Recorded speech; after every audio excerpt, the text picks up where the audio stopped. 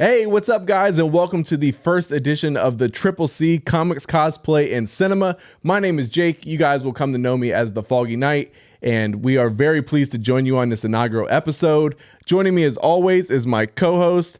This is Lee Lawson. Lee, how are you doing today? I'm great, man. I'm excited to be here. Excited to share some of our favorite things that we love talking about: comics, pop culture, movies in general. This show is going to explore all of that. And again, we're very excited to be here and share our thoughts with you.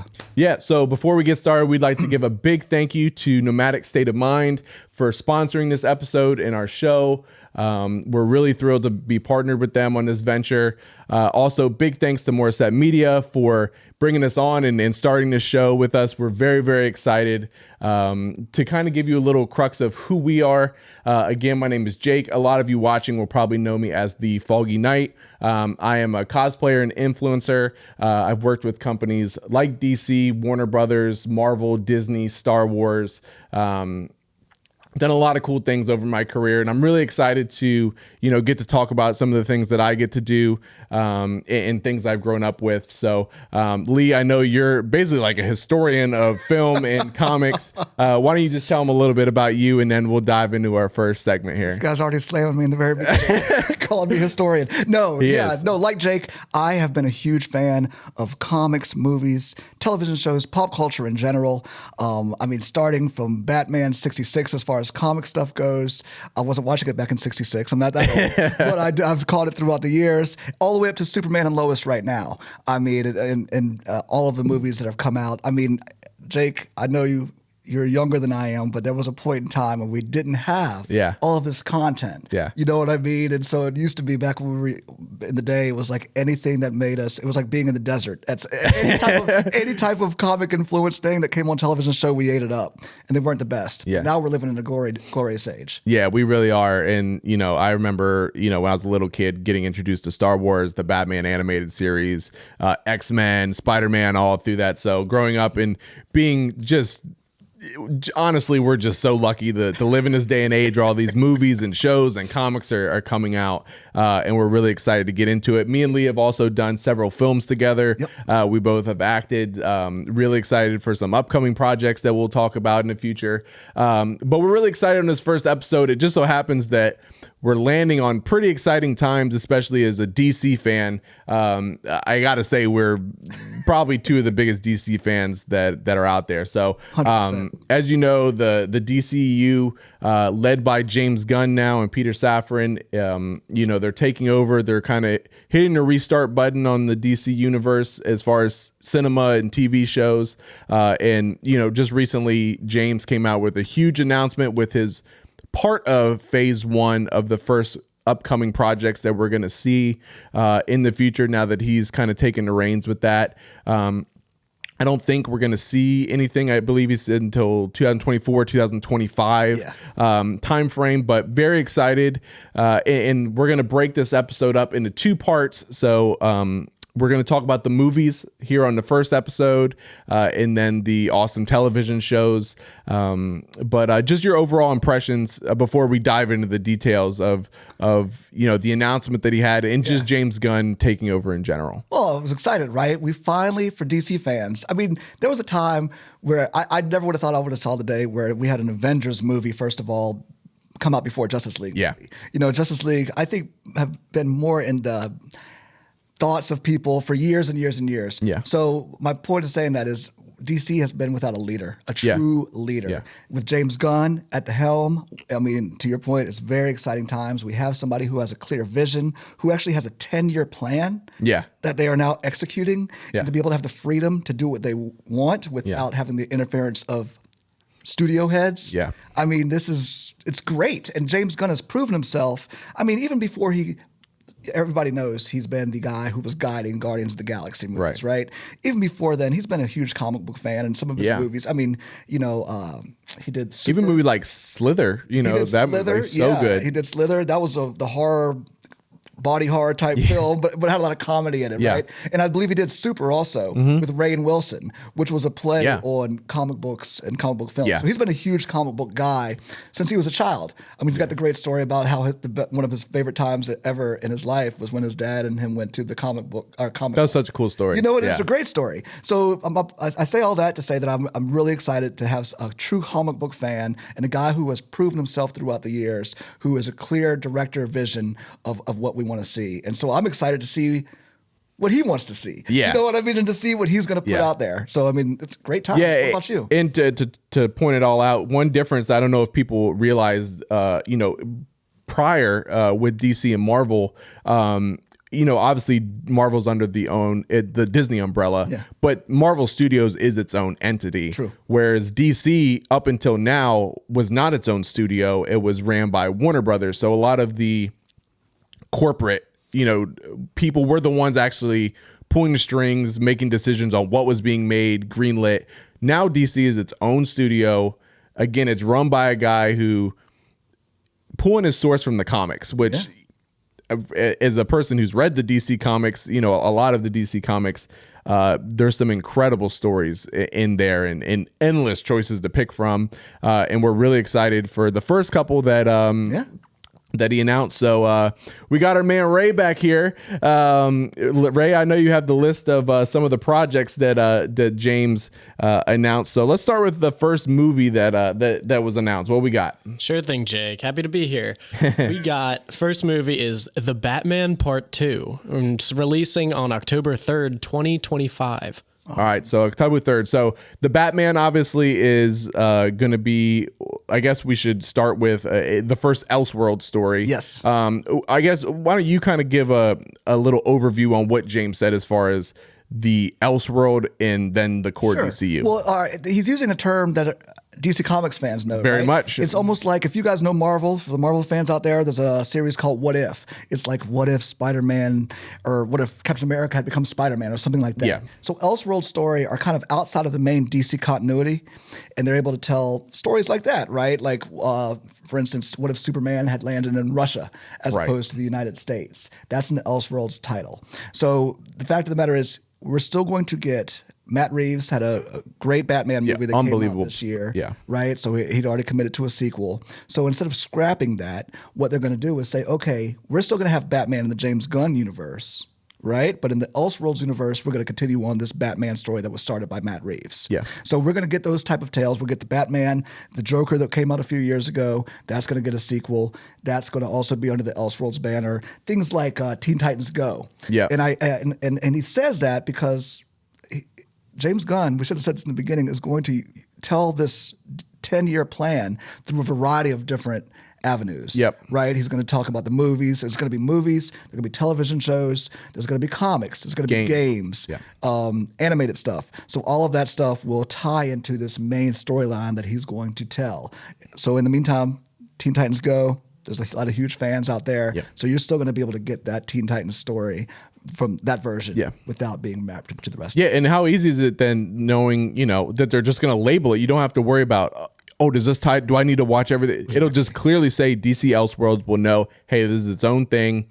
And I think what it does too, and it's really genius, is especially now when these actors and directors are coming onto the comic book genre, and a lot of them are doing 3, 5, 6 that you have to sign on for at a time. And that's just the way that it is, which isn't for everybody. And a lot of huge actors and directors have kind of been turned off by the fact that they'd have to. Joaquin Phoenix is one. Right. Didn't want to do 4, 5, 6 movies, but what an actor he is. But because it's an Elseworld story, maybe you only got to do 1 or 2. Yep. What that's going to allow is getting higher quality actors, getting higher quality directors that don't have to sign on to these 5, 6, 7 projects. They can just knock out one at a time and just tell a amazing story that's a one-off that doesn't have to tie into, what's this have to do with Superman or it's just its own thing, which is going to honestly tell better stories, which is going to be really, really cool to see.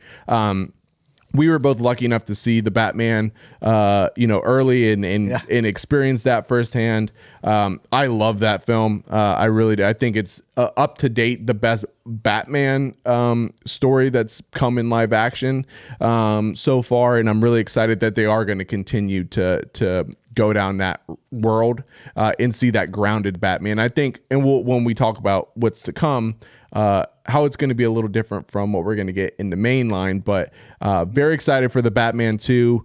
Do you have any guesses on maybe the story they're going to go down, or a villain? Because I feel like the villains that they're going to use in the Reeves universe is going to be a lot different from maybe the DCU Batman, because it's in a different world where there is no Superman or Wonder Woman. I think there'll be more.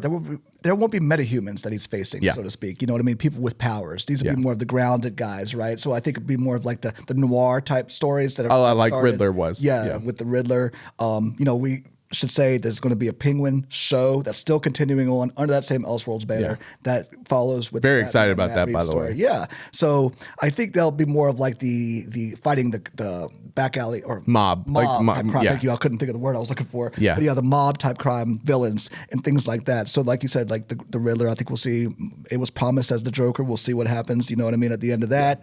But I think there'll be more of a grounded type of villain, and I think too when we talk about the upcoming movie, I think you said we'll kind of be able to really kind of say, I think those will be more the bombastic type of villains, right? You know what I mean? The metahumans, the one who have these outlandish powers and things like that Batman's facing. Yeah, I know. Personally, I know they've teased kind of the Court of Owls. That they want. They would be interested in Court. Rob has anyway said he would love to do some with Court of Owls. I could see that at some point. Condiment King. Yeah, I think he talked about that a lot at the beginning. Yeah, I'm not sure if we'll see him, but that'd be an interesting one. Hugo Strange possibly could be, and I've seen some concept art of Dave Bautista as Hugo Strange. That would be kind of cool. That would be an interesting way to go. It would, yeah. Hugo, those kind of villains would be, but maybe Hush. That'd be kind of a cool storyline. Possibly, it's a little more grounded, but we'll see. I mean, I'm sure. Whatever it is, I know Matt Reeves, they know what they're doing based off of that first one. So the fact that he went in there and told his vision to Gunn must have really dug it and enjoyed it and knew that it was going to be totally different than what they were planning for Batman is. The fact that it's continuing to go on, you know what I mean? Yeah. The only sad part is we got to wait 2 years to see it. So we'll see. What we got next, Ray? All right. Next we have Superman Legacy releasing 7/11/25. All right. Sorry, I can't read that out. So you're fine. So I guess this is really the big one. This was the one that was not a shock. We all knew that Superman was going to be the staple project. That's the one I think we all saw coming. As it should. If you're going to do this grand universe, it really should revolve around Superman. He's the character of all characters with superheroes. So Superman Legacy, James Gunn wrote this himself. Yeah. Hopefully directs it. It seems I'd be very shocked if he didn't direct it. I know even Peter Safran is on him to direct this himself. And to me, this is obviously going to be what I thought Batman v Superman was, in the sense of this is going to be the film that dictates the tone and the outcome of this entire thing. This is the most important project, maybe in the history of projects, because if they don't do it right, I mean, they're going to be digging this hole again, trying to get out of it. So I would not be surprised if, being that James Gunn is running it, that he's going to make sure that he's directing it, and it's the vision and tone that I think is going to set the standard for this entire. It's the blueprint. Yeah. So, and I think you're right. It is going to be exciting. What I like about this, we haven't mentioned this yet. What I like about this is not another origin story. I don't think we're going to get origin stories for the big guns. No, meaning Superman, Batman, those guys, Green Lantern, maybe a little bit of Green Lantern. But I think we're going to roll into this. They're already established. We're rolling into this. The world has already been out there. The superheroes have been existing for quite some time. Yeah. So that's where we meet them. You know what I mean? So I think that's really cool. I know a lot of it's been based on the All-Star Superman. Yes. Yeah, that I know we have here, fortunate enough to have. So if you guys are ever interested in going out and checking it, I don't know if it's based on it. It's not going to be based on the story. It's kind of inspired by the influence, right? All-Star Superman done by, was it Grant Morrison? Yeah. So what I noticed too is Grant Morrison has his fingerprints on a lot really of these does. stories. Yes, he does. That James Gunn has, talked about. Yeah. Right. And definitely every issue and we'll talk about this as we move on. Every issue that these are inspired by, Grant Morrison has written a lot of them. A lot of them. A huge amount of them. Yeah, that's really cool. And it what's cool about this is people have different opinions about All-Star Superman, but for a lot of people, when people say, "Who is Superman?" If you have some alien come down, show us a comic that would show us who Superman is. A lot of people, it's not my favorite Superman story of all time, but a lot of people would point to All-Star Superman as one of the first stories that you would go to. So I'm not surprised that's one of the influence. Obviously, and without giving away the outcome of the end of the comic, that's what they're not going to adapt it and even as we get into one of the later parts. He didn't say, because some of the other part, he's like, we're going to take this adaptation and turn it into a movie. Right. He didn't say that. This is just going to be inspiration. But to your point, I'm very excited about the fact that this is early on in his career, very similar to Matt Reeves' The Batman. We don't need to see him landing from Krypton or anything like that. He's a young Superman. He's early in his career, but in his mid to late 20s, it sounds like. But it did sound like he's going to be focusing on the reporter aspect of Clark Kent at the Daily Planet, which is refreshing because we haven't really seen that with Superman in a long time, heavily focusing on him as a journalist, which is really cool. I don't know if you've seen, I know you have, but some of the Superman animated, movies, especially as late, he's a really good reporter, and his reporting skills tie in a lot with his role. I mean, he is a reporter, so he can have his nose to the ground to what's going on. Yeah. So it's very cool how he's going to tie that in. I also really like that, his relationship with Lois in the Daily Planet, to me, is always very intriguing because they have like this like little secret relationship, and they build that up. So it'll be really cool to see that in live action. And it will be cool because to get the Clark aspect of it and to show what a great reporter he is. Because even though people admire the Christopher Reeves films, or at least the first two, the Clark in there wasn't the Clark. I mean, you couldn't get behind that Clark. No. You know what I mean? He was bumbling and he just wasn't sure. And the Clark has never really, maybe in the older comics, but in more recent 25, 30 years worth of comics, he's been a really good investigative journalist. To be able to focus on that aspect of it is going to be awesome. Do you think, how do you want to see Superman portrayed? And what I mean by that, I've always been of the mind, you guys have all seen Captain America. I feel like that is a great way to, because both of those guys were kind of have the ability to be cheesy. You don't have to be the patriotic, this and that and this. But they did Captain America, I think, right. Yeah. And I'm not saying duplicate that, but I think that's a great way to follow and to make him. I don't want to see him in I don't know. How do you want to see Superman portrayed? Oh shucks kind of guy. Well, it's funny because Peter Safran's description of his little synopsis of what's to come is this story is about a Clark Kent and a Superman who is full of kindness in a world where kindness is thought of as old fashioned. Right. That is the quote that was given. So to your point, I think it is going to be like a little Captain America-y in a good way. The MCU Captain America, where he's going to be this light, joyful hope, symbol of hope. In past incarnations, they've said hope, but they were a little darker. I still think when it comes to the action and the fighting, we're going to get some darkness.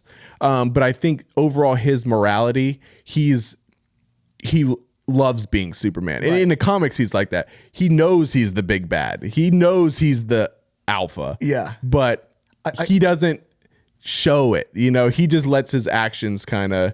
He's a silent silent leader, very similar to Captain America. Right. He stands for what he believes in, what's right. But I think what's important is you need a Clark that has a strong enough personality that's eventually going to lead a team. Clark. Yes. That's the one thing that differentiates him and Batman. Yes. Is Batman. Bruce Wayne is Batman. Yes. That is who he is. Superman is Clark Kent. His facade. That's his true self. Yeah, you know what I mean? And Clark is Clark, and he acts like Superman. He has to do that. Yeah. I think a good mix would be really if you could kind of, not be the oh shucks guy, Yep. but a good mix of what Christopher Reeve had, and then a good mix of what we got with Henry Cavill's Superman. Because a lot of people didn't like that because he wasn't the symbol of hope, but they loved the action of Superman, because you never really got to see Superman fight anybody, even in the previous Superman films that everyone loves. And Superman Returns was a huge letdown because I really thought they were going to come back there and have some really awesome fight scenes. Yeah. That was really boring. You know what I mean? So I think to have some really great action, which we'll get with Gunn directing it and writing it, we'll get that, but then also have that symbolism of hope and inspiration. That Superman, and he inspires people. To me, it's finding that balance of being in it. And I tell you what, I do not envy the actor who has to step in these shoes, because you have to find that balance of being a symbol of inspiration and compassion, but then being the guy that you don't mess with, because if you get on his bad side, like, you're done, and that'll be interesting. But very much looking forward to seeing this iteration. It sounds very much like the Superman. It sounds like James Gunn has been listening to fans of what they've thought over the last decade plus of what they would like to see from their Superman, and not just fans, because like you said, he's a fan himself. So to them, he's probably been watching these Superman movies himself and being like, oh, if I would do this or I would do that. And there's a lot of sci-fi elements in this. Very much Superman, so. Yeah. So I think we'll get a lot of that sci-fi. Yeah. I mean, if you could care like Brainiac or Gorilla, I mean, there's a lot of sci-fi that you can do with him. And I think one of the other projects that we'll dive into, some of the other projects I think will cross over very well with Superman. So with that being said, what is next? Up next, we got Supergirl, Woman of Tomorrow. So this is one, I don't know if I was not expecting a Supergirl to be, but very exciting. This is very inspired, as Lee has here, from a Tom King run. This is a very recent run in comics, Supergirl, Woman of Tomorrow. What is very different, because I know a lot of people for Supergirl, they're probably thinking of the CW. They've seen that version, and that's really been kind of the main... Which was which is great, off camera. Melissa Benoist was fantastic. Yes, she portrayed her very well. The difference in this story in particular is when we think of Supergirl, a lot of people think of Supergirl. They think of her as the female Clark. She's the female Superman. In a lot of portrayals, she is that. She's kind of a mirror of him. This ain't that Supergirl. So in this run, she, as Peter said, she was basically living on a broken piece of Krypton. She's watched all of her loved ones die in horrible ways. Yeah, because she survived. And she survived that explosion of Krypton. For years, all she's known is perish, sadness, pain. And then she's coming to Earth. This ain't your, shucks, Supergirl. This is a girl who has seen a lot, has gone through pain, and I think is going to focus on her being able to come to grips with that and becoming the girl that Supergirl, you know what I mean? And it'll be interesting. She's not a pale imitation of her cousin. No, very much so. This is going to be, I believe, a darker take. What are your thoughts on this title as it comes out? To me, it's a very True Grit like story. Right, I've kind of heard that maybe used as a description. Where the young girl, the young alien, her father was killed, and she hires Supergirl to be that Jeff Bridges guy. You know what I mean? I'm speaking of more recent True Grit, not the one from years ago. Where to be that Jeff Bridges guy and goes out after him, and she's we meet her at least in this series, we meet her in a bar. She's had a few drinks. Yes. You know what I mean? So again, she's feeling herself a little bit. Yeah. You know what I mean? When she comes across these these other aliens that are after this other little girl and things like that. It's going to be very, again, I just said sci-fi but these guys are aliens, right? Who come to Earth. Yeah. So, I mean, they lend themselves to these type of stories. And I don't even think I don't think a lot of this takes place on Earth. A lot of this is her outer space adventure on different planets and things like that. Which would be cool. The art itself, again, you should check this out. The art is very beautiful. It's also kind of different. It's like heavy metal inspired, so to speak, if you guys recall that. Yeah. But I think it's going to be a sci-fi tale told outside of, if they follow this. Which they said this one is an adaptation of this exact run. Exactly. So we'll get a lot. I think this could be the ability to introduce us to kind of more of that, the outer rim kind of characters. The probably characters that we haven't even mentioned yet that will be introduced in this. You know what I mean? Maybe guess and speculate, Lobo or whoever. Those type of sci-fi heroes or villains or anti-heroes could be introduced in this too. I know Crypto is a big part of this too. It'd be interesting if Crypto, I mean, he was big in Super Pet, so could see Crypto in there. Will Dwayne Johnson voice him again? I don't know. No, but to your point, do you think that, because they haven't announced when this comes out at all, do you think we'll get Superman in there to meet his cousin? Wow. If they are trying to do this whole interconnecting thing, I don't know if they'll have Superman in there maybe to overshadow, maybe an end credit scene. Yeah. Where he comes, you know what I mean? I guess it depends on how much of Earth is in the film. Right. And again, I don't know. I know it doesn't start at Earth. No. So it doesn't start there. I don't know. It's a good question. I don't think we will. I think we'll want to, and if it is, it'll be more of like an end credits type of thing. Or maybe at the very end where Clark shows up. It won't be him saving the day. No. This is going to be Supergirl standing on her own, not overshadowed by her cousin. Yeah. And that was what I was going to say. I think if you bring Superman in too early, the problem is you're going to want to just see Superman. This is going to be her show. What's great about this, and as part of the plan that we'll get into, James did say there's going to be people in TV shows coming into movies, people in movies seeing TV shows, people from comics coming into the. So it'll be interesting with some of the TV projects, even because there are some outer space characters, whether we'll see them maybe make an appearance. The other thing, and this is going to touch in a little bit of the overall plan that I do like, is if they're animated, the same people voicing those actors are going to be the same people that are going to be in the films. If they're in the films, they're going to be the same people that are voicing those actors. So it is going to be cool to see just where these characters go, knowing it's going to be the same version, same person doing it. It's going to be very cool. But I love that. I'm very interested on how they do this. I think it's a very refreshing take. And I think if you're going to do a hopeful Superman, it's going to be kind of cool to have a darker Supergirl. So you're kind of getting best of both worlds, depending on what your taste is. True.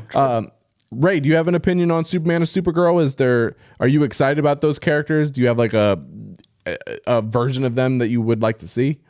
No, but you're really getting me excited about this version of Supergirl growing up on like a desolate planet of Krypton, like a piece of it. I don't know. I've never actually explored that universe too much. Yeah. But no, that sounds really cool. I mean, she's holding like literally a sword on the cover. So it's pretty badass. Yeah. If you didn't see it at first. Yeah.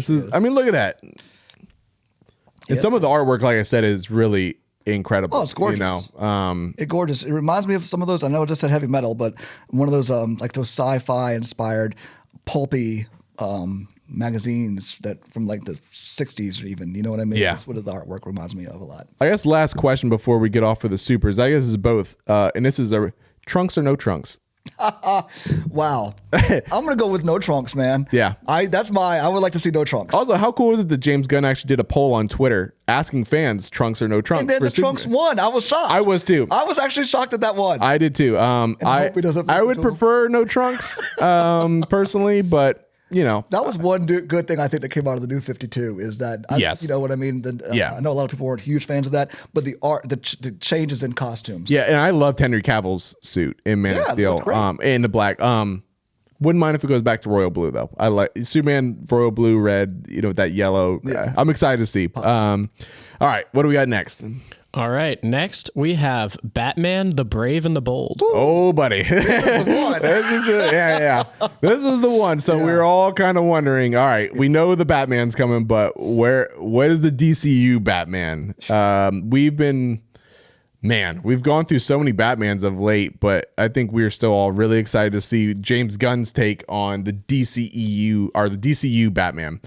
We get in the Brave of the Bold, which is obviously a big novel here by Grant Morrison. This is going to be the title.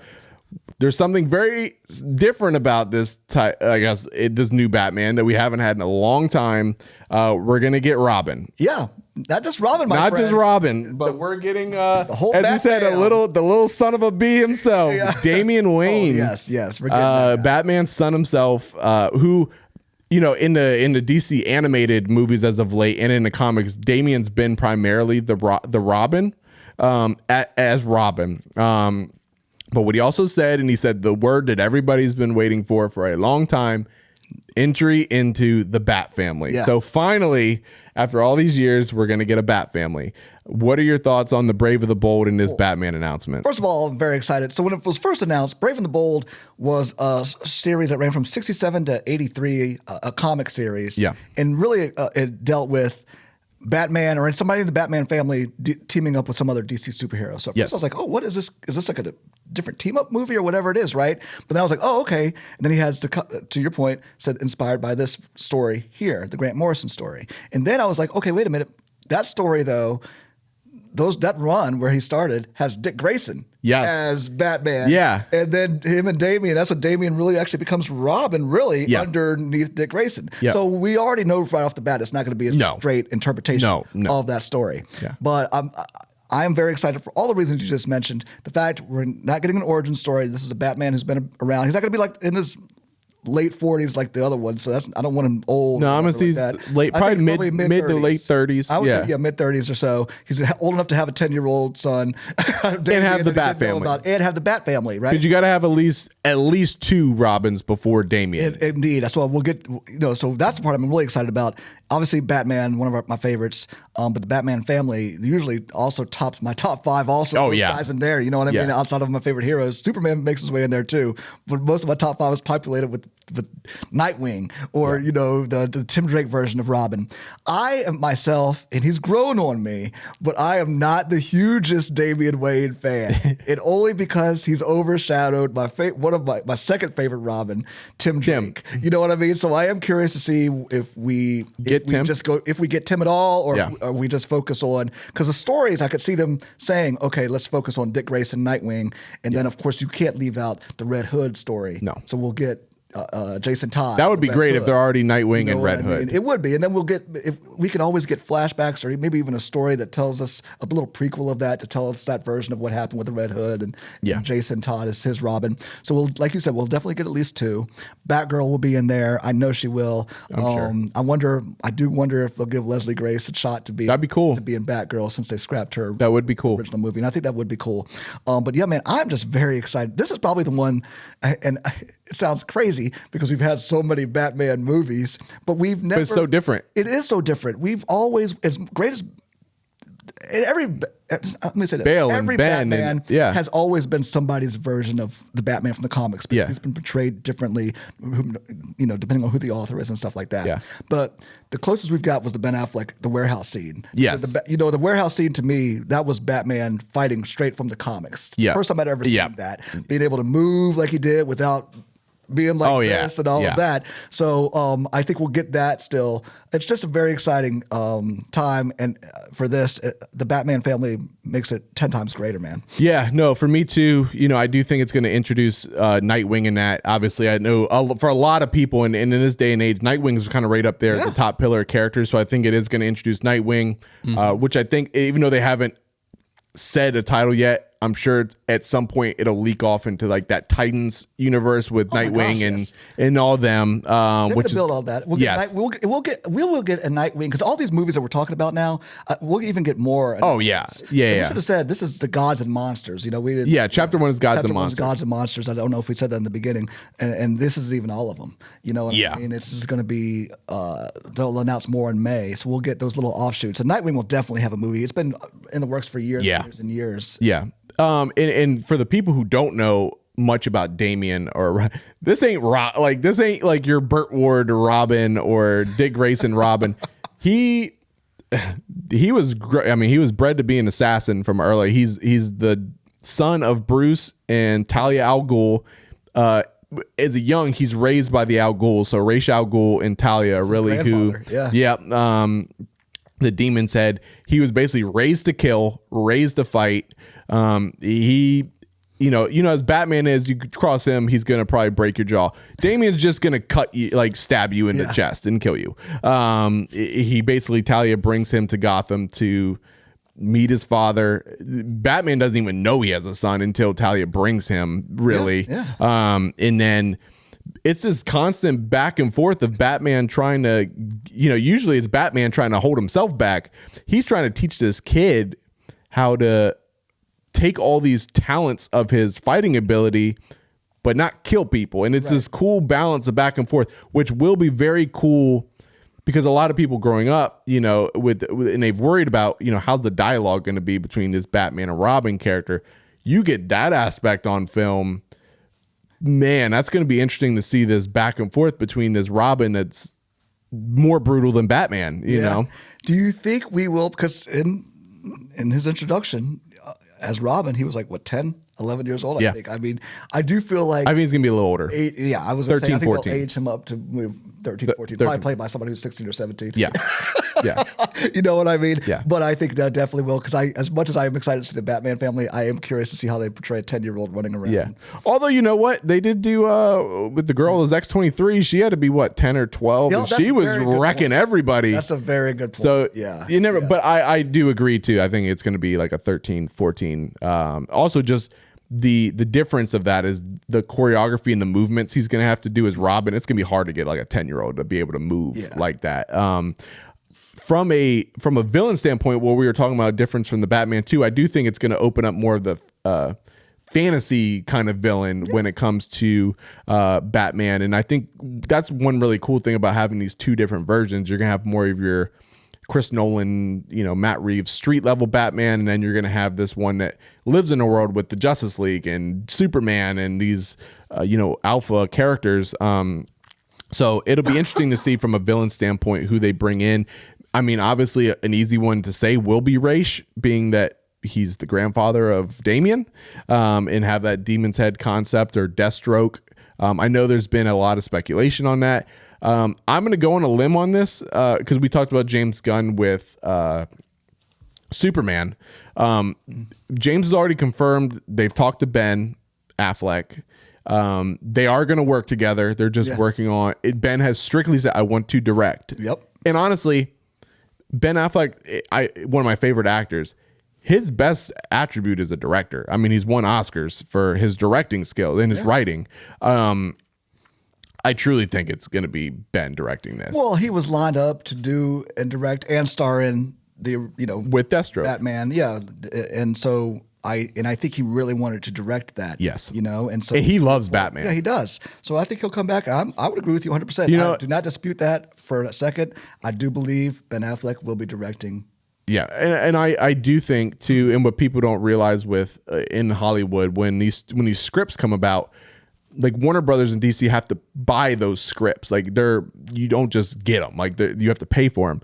There's a strong chance you could just take, because a lot of people have said Ben Affleck's script that he wrote is one of like the best Batman movies. Yeah. There is no reason you can't take the core concept of that script and just move it around to, oh, okay, there's a Damian in there. Yeah. I mean, even with Deathstroke, he was the villain of that movie. Yeah. He ties in very well with Damian and to Titans, and it'll be interesting to see if Ben directs, if a lot of that script ends up being part of The Brave and the Bold. And I could very much see that, because you've already paid for it and it's amazing, apparently amazing. So why not? Yeah. You know, so we'll see. What about you, Ray? Do you have as far as Batman, are you big into like the Bat family or anything like that? I was curious more about Damian because I knew there were like multiple iterations of Robin. I just wanted to know, like, is the Teen Titans universe kind of tied in with Damian more? Which so? Titans? That's a good question. Well, actually, all Robins have been affiliated with Titans. Yes. At some point, right? Starting with Dick Grayson, the original Dick Grayson, original Teen Titans were like the sidekicks of all the heroes that they had there, right? Was Robin, Speedy, which was Green Arrows, Kid Flash. You obviously know that one. Wonder Girl, Aqualad. And so then later on, and there was the new Teen Titans, which Dick was a part of. Jason Todd has been part of the Titans. Tim Drake led a great iteration of the Titans. Yeah. My boy Tim Drake. Timmy. led a great iteration of the Titans in the early 2000s, which was a huge, in late 90s, which was a great, fantastic run. And Damian also, right, has been part of the Titans. And sometimes they go by, there's another group called Young Justice. Yeah. Yeah, I think. So all the Robins have somehow been affiliated with the Titans at some point and have led the Titans at some point. So a lot of like Nightwing, a lot of people from you've seen like Nightwing with Starfire. A lot of people have seen Damian with Raven. Like they've kind of been like a ship thing, and then you have like Beast Boy, and you have Superboy, and now Superboy was there. And now what'll be interesting, if they go down that, and we're going down a rabbit hole now, but why not? If they do the Titans, the Dick Grayson Superboy is Connor. Now we have a very heavy presence with Jonathan Kent. Yeah. Being into the young Superman, well, do you think there will be... Well, I don't know, because Tim Drake... Yes, you know what I'm saying? Tim Drake and Connor were portrayed as best friends. Yes. But even in Titans, friends. Like the newest Titans, it was Dick and Connor. You know what I mean? In the show. Yes. Yeah, in the show. But so if we're talking about the show, then they're or Young Justice, it's Dick and Connor. And Connor, that's true too. I was like, if you're talking about your version's Tim. Yeah, just in the version, just in the comics though. I know this is gonna break here. I don't think they're gonna use Tim. I don't think so either. I honestly don't. Even though, like I said, he's my favorite, but they've got better stories to tell. That are with Dick and Jason. Yeah. And then, like I said, Damian's usurped Tim over the past few years and has become the prominent Robin. They don't even know what to do with Tim Drake anymore. He's got Red Robin. He's called himself Drake at times. Yeah. They don't not the rapper. Yeah, not the rapper. Which is insane to me that the guy decided to call himself by his last name. But wear a mask. I went out to become a superhero and I called myself Lawson. You know what I mean? It's like, who's that guy with the dreads? Anyway, he looks like Lee Lawson, but he calls himself Lawson. Can't be the same guy. No way. Yeah. But I don't know. I think with Jonathan Kent, they've had him be buddies with Damian, right? Is that what you're saying? Yes. I mean, we just had the Super Sons movie that like literally just came out of the two, and they're like a very popular comic run right now. These Super Sons, they are, and maybe down the road. I mean, because this is 10-year plan. I mean, dude, we've got so many things that come out of this 10-year plan. We've just hit the tip of the iceberg. I know, and it's like there's so many different avenues. Like, what if they did this? And then what if they did this? And we will get the Titans. I think we're going to get a lot of the DC universe. Titans will get Justice Society, and they can tell that story now because they could even go back to in the past and tell a Justice Society story, considering these heroes have been around for a while. You know what I mean? So we've got lots of different ways to go. Last question before we do you have any? We've had so many iterations of Batman and versions. Is there anything like, oh, I hope this Batman has this, or I hope they show this with Batman? I do. I mean, because I have one. It's very specific, but I don't know if I have a specific thing that they show or anything like that. I just hope that's true. Even though, and I think we're gonna have different, not genres, but the way it's told, right? Superman Legacy, I don't think it's gonna be in the same tone. No. As the Brave and the Bold. It won't be especially if you have dark Damian. as Matt Reeves is Batman, I don't believe. No. But it won't be 66 either. You know what I mean? Oh, yeah. So I just need to see this Batman as just being complete, being able to move like Ben Affleck, you know what I mean? Move like he did in The Warehouse is what I was saying. Yep. And I don't... you went the version that you've seen in the animated forms. Yeah, exactly. That's the Batman. Lift that guy out of the animated series and put him in there. Yep. And that's what I'm I would love to see the gray and the blue. Oh, the finally happened. I would love to see it. Yep. Yeah. So do you need this? Do you want, when you do the gray and the blue, then you want that yellow symbol there too? Yep. Neil Adams Batman. I think it would be so cool and different. I think it would be too, because we've got the black and the gray. And we have the armor. We've seen the Dark Knight. I'd love to see the blue and the gray. And I'm excited to see Robin. So do you think we will get? I'm just kind of being funny here, but do you think we'll get the white eyes? As a person who's wore a Batcowl with white eyes, it does add a very cool aspect to it. Yeah. It depends. This is a very it would have to be like Marvel's done with Spider-Man with the lenses. Yeah. The key to Batman is, because your mask, and I know this from portraying Batman, is you're really selling everything through your eyes. So you need to be able to have the eyes like squint and open. If they do that, the white eyes would be sick, because that just makes them all the more menacing. It definitely does. It'd be really cool. So Brave and the Bold, that's... God, I can't wait for that one. What we got next? Up next, we got Swamp Thing. Oh, speaking of dark, holy moly! This shot I was not expecting. So I think when we talked before, I had said, "Man, it'd be sick if they did Swamp Thing." Not thinking they would actually do it. But in a chapter called Gods and Monsters, who else? They ain't no better monster than Swamp Thing. We have. Obviously, this is going to be the comic that everybody associates Swamp Thing with. Alan Moore. Yeah. One of the one of the best writers in comic history, whether it's Watchmen or this. This is definitely going to be the series that you're going to want to read if you're into the Swamp Thing. What are your thoughts on this? I'm actually very surprised, and because we've had 2 previous movies of the Swamp Thing in the 80s, directed by Wes Craven. A lot of people don't even realize that. He directed the first Swamp Thing, prolific horror director. And then the second one's not that great. But then we had the TV show that ran for a while, the syndicated show. And then just recently we had that DC Universe show. So he's already been out there and portrayed in live action quite a bit. I think we will get a lot of Justice League Dark characters. Yes, I do too. In Swamp Thing. I do too. I think we'll explore the origin of Alec Holland and all of that. I think this probably will be. I don't know if it's going to be a straight origin story or we kind of flash back and see what happened and how he became Swamp Thing throughout the movie. But I believe John Constantine definitely make an appearance. Yes. I wouldn't be surprised if Zatanna does somehow. Yep. You know what I mean? But I think maybe at least 1 or 2 more key characters from Justice League Dark. Yeah. So I think Swamp Thing will be more of the entrance into that. Yes. You know what I mean? I'm not I've said this plenty of times. Body horror bothers me. That's one of the worst. You want to see him already Swamp Thing. You're like, please don't make him turn into Swamp Thing. Let him be happy. Let him be that he's one with nature. Yeah. Because that movie bothered me so bad as a kid. That's where my body horror started with the original Swamp Thing. Oh, really? Okay. Oh, yeah, it really did. When that little guy turned into the little thing and the little pig thing, I was terrible. Okay. But yeah, it should be still exciting, but I think it's going to be an entry point into the Justice League Dark side of things. Yeah, what's really interesting about this is, as they call it, the green, which is what he taps into. What's neat about that is he can because of the green, Swamp Thing can be anywhere, like everywhere, kind of all at once. So he can kind of be with all these characters at different points, regardless of where they are. So it'll be interesting to see, over time, just kind of where he appears and where he doesn't. He usually makes kind of these grand, brief appearances, like in the animated movies. To your point, the biggest one would be his relationship with John Constantine. I agree with you on that.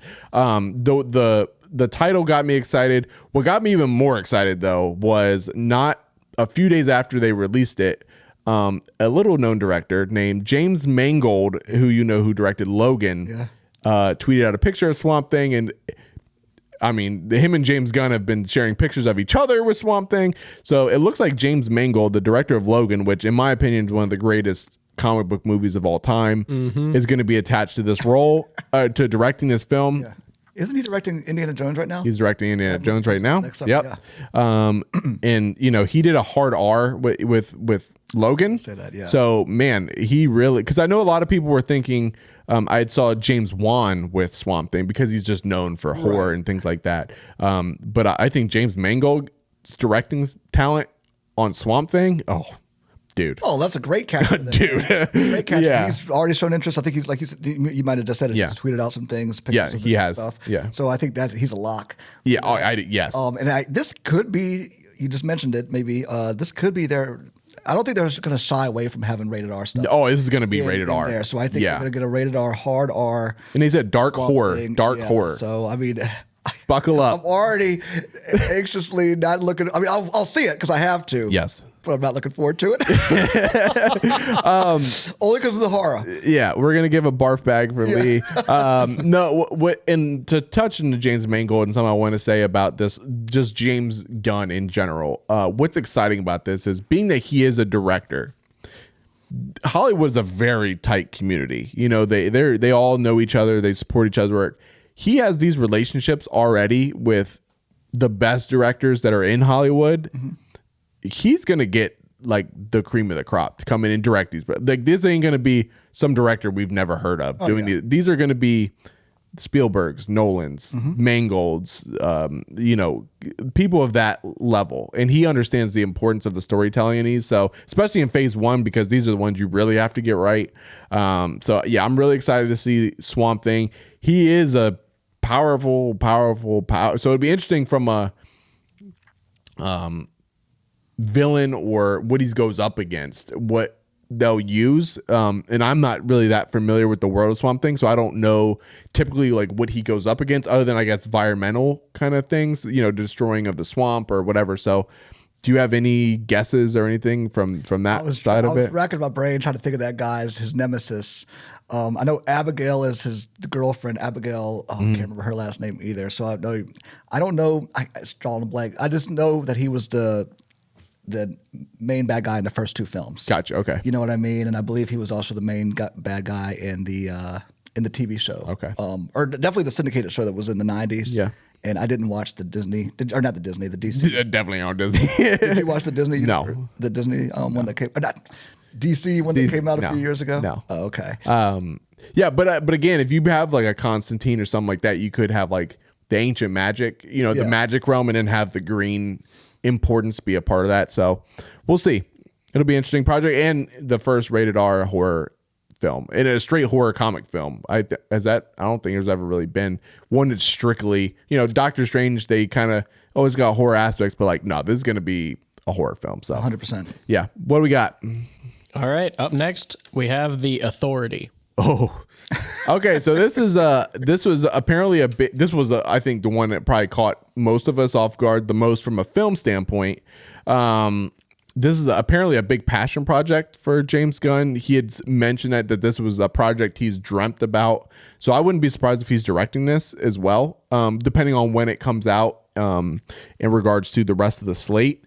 The Authority, for what I understand, what's really cool about them is their team kind of similar to the Justice League. At the core, they're kind of a team similar to Justice League, but the difference is they're basically they're a lot closer to the boys than they are to the Justice League. So if you're into the boys, this is going to be kind of the group for you, led by 2 characters, Midnighter and Apollo, which are basically some form of mirrors of Superman and Batman. What makes them different? They're a gay couple together. They're actually a couple together.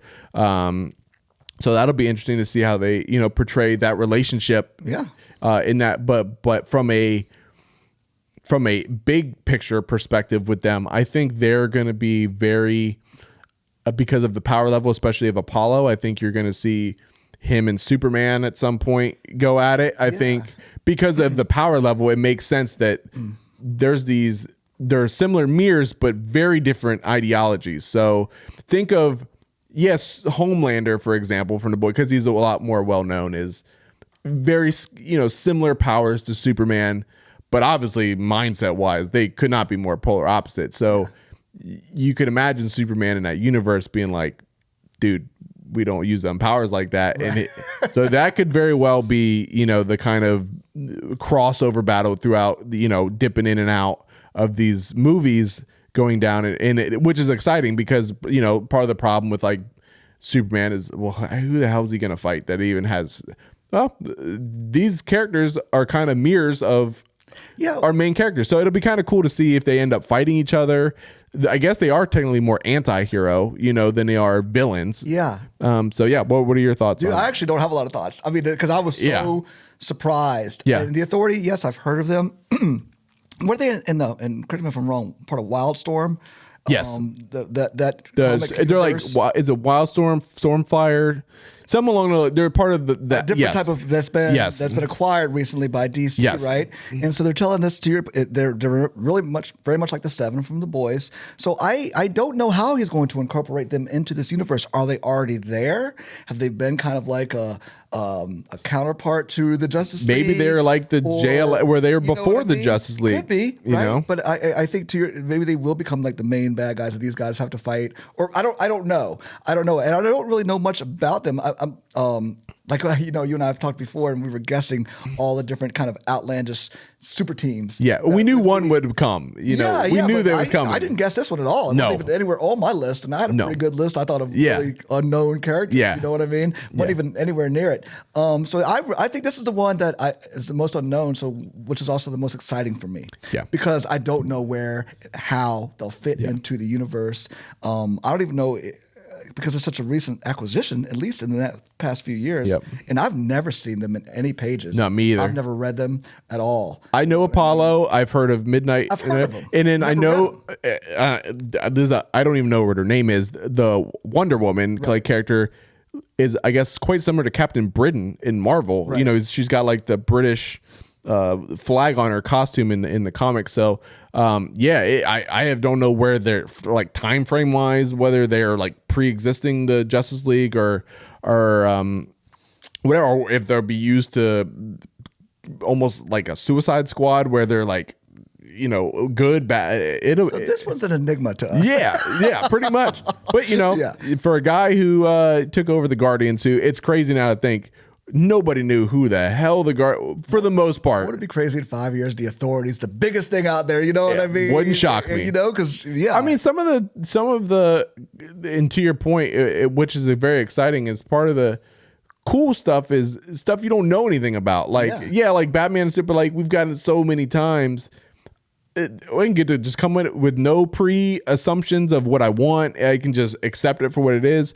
And talk about a dude. If this is a passion project, this is clearly a project he's thought about. Yeah. Oh, if I could ever get my hands on this, it would be really cool to do. And even when it's funny when he was giving his presentation, his voice and passion it went up when he was talking about he was super excited about this. So, it's gonna be really, really interesting. And for those who have ever talked about the Homelander versus Superman fight, you might not get Homelander, but right. Apollo versus Superman, pretty similar. We can get it what are your thoughts on somebody like the Authority? Because I'm assuming you don't know who they are either. I do not. No, I've never heard of them. But you know, I do. But that's why they have the. That's why they can't be so exciting, because I do recall. Same as you, I think. You just kind of touched on it. Seeing Guardians coming up, like, why would they choose this? Yeah. You know what I mean? I don't even know. And at that point, they weren't even the Guardians that were being portrayed in the comics. You know, there's been so many different variations of that team, and look what it did now. Yeah. So it is just, you know, you just never doubt him and his plan. You know, just never doubt him, because I think these guys will come out and they could. I mean, I don't think they'll be bigger than Justice League. No. But they'll be up there. They'll be up there. And it'll be... Everybody have their Authority t-shirts on. The Authority. A Midnighter. I know, right? No, I mean, this is another one I think it's going to be rated R. Yeah. Because I know they murder people. They do all kinds of... Whatever they have to... What they believe is the right thing. Right. Similar to The Boys. So it'll be interesting. But that one's going to be... Is that all of them, or we have any more? No, that was the last movie. All right. Well, I guess, you know, as we're going, he said he's going to release, this is just part of it. I guess we should go into, are there any titles movie wise just for phase one, even if it's just 1 or 2? Because I know he said there is one big one for sure they haven't announced yet. Yeah. And I think they haven't announced that yet, because it's probably going to be the big, maybe the chapter ending story of Gods and Monsters. Yeah. You know what I mean? Yeah. So I think by putting that out there, I think it's going to tell us where everything's leading to. Yeah. So I think it'll be obviously to me, in my opinion, it'll be some big, huge crossover that happened in the comics. You know what I mean? And I'll just name a couple. It could be Crisis. You know what I mean? It could be Final Crisis. Yeah, I was going to say there's Crisis. Any of the Crisis. Final Crisis. There's so many out there. But then what was the other one? Blackest Night. Yep. You know, could be anything. It could really be, but it's going to be a huge crossover story like that. Yeah. And again, releasing that title though tells us where everything's going to end. Yeah. So I think it's going to be something. Yeah. I agree. I think it's the only thing I could think of maybe it's a title that has something to do with a movie that is predated the DCU, like a character maybe that's making an appearance in a film that you can't really, you know, like if it was his version of Aquaman, you know what I mean, or whatever, you know what I mean? So maybe I'm just thinking of something else, but I also think it's going to be something that would kind of give where it's all leading to, you know, and that would make sense. Maybe it's the Authority verse, or it could just be a Justice League film, you know, something with the Justice League of some kind. Maybe it's a JSA or JLA. You never know. But then why not announce that? You know, that's why I think, why not just announce that? There will be more announced. That's just one. May 17th. He's announcing more than just one. Yeah. I just know I've heard there's one big one that he has not announced yet. So I'm assuming but I mean, again, Titans, Nightwing. I mean, there's so many spinoffs and God knows with all the TV shows, which we're going to cover in the next episode. Mm-hmm. It's going to be really exciting. And after like the Authority and some of these other ones, I mean, it very well could be something we've never heard of coming out of left field. And it's exciting. Do we touch on the Flash trailer before we bounce? I guess we can do that. I guess, as we're talking about the DCU going forward, I guess it would make sense to talk about the movie that I guess is going to kind of set up the restart, which is The Flash. Over the Super Bowl, they just released a trailer to that. What are your thoughts on the trailer? Man, everything that Doctor Strange, Multiverse of Madness, promised us, Flash will deliver. Yeah. Flash is going to deliver. And I talked about this to you before. I remember when both of these movies were announced, and I remember thinking, oh man, Marvel is yet again crushing DC. They're going to do the multiverse story way better than DC, and nobody's going to be excited. Yeah. And then Doctor Strange came and let so many of us down. Yeah. My boy back there is saying the same thing. So sad. Yeah, right. It was a good movie, but the expectations that we'd all had. The craziness aspect they set it up that way for us. Yeah. You know what I mean? They made us think that. So however, in the ways that Doctor Strange let us down, Flash is going to give us in spades for the multiverse. Oh, yeah. I mean, it looks bonkers. Incredible. Yeah. It really does. Yeah. I mean, the set pieces, the action set pieces look fantastic. I love Michael Keaton popped up in there and what he did. Yeah. I'm Batman. Yeah. You know what I mean? That's exciting to have him back. We also see Ben Affleck is prominently displayed. We'll get a last hurrah of Batman, of him being Batman. Yeah. Kara. Yep. The Supergirl that's in there. It looks like they're definitely doing a version of the Flashpoint, but taking the Superman that had been found and kept in the red lights, is now replacing him with Supergirl. Kara. Yeah, Supergirl. No, it looks incredible, man. I can't wait for it. And James Gunn even said this is one of the best comic. Yeah, I mean, I have inside people that work with Warner Brothers and have seen part of the movie themselves. They said this is like the best DC movie that's come out up to this point. Yeah. Every other indication has been that it's spectacular. It does suck of all the Ezra Miller stuff that's come out. Yeah. It's kind of put a little bit of a it's hard to get hype for you because it's your movie, but dang, it looks so good, and he looks great in it, which is But that's why you see all those funny memes. Seeing Zod again, oh man, oh yeah, man, I was like, oh my gosh. Yeah, that was insane. I'm, unpopular opinion, I'm not a big Keaton fan as Batman, but I thought he looked great in it. It was cool. I liked it. Yeah, I'm back. Seeing Ben again. Oh, I mean, anytime I don't care if it's for 5 seconds. I will line up, see him get his last hoorah as Batman, which is going to be cool. And it's just, I think it's going to be cool just to kind of see how it kind of resets everything, because as we'll get into TV shows, and we'll explain, there could be similar faces where they look the same, but they're not the same because of what happens in the Flash. So I am very curious to how they go about that. And I don't think it's an accident. They did kind of some recent reshoots to maybe spin it to lead. One thing I would be remiss if I didn't ask, because it's going around like crazy.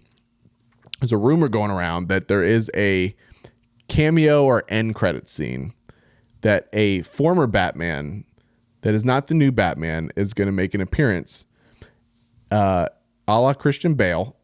How big of a oh my god do you think that theater would be even if it's just the end credit scene, we see Christian Bale's Batman show up one last time? Awesome, considering he's put the kibosh on that so many times. If Nolan's not a part of it, yeah, you know what I mean. So I think that'd be very, but for 10 seconds, to have him back. Yeah. I think it would have been more exciting and more or less expected if he hadn't already done Thor, because he just seemed to be more of an elevated type of actor, trying to keep himself above those type of things. But I think the fact that he did that, I think there's a good chance.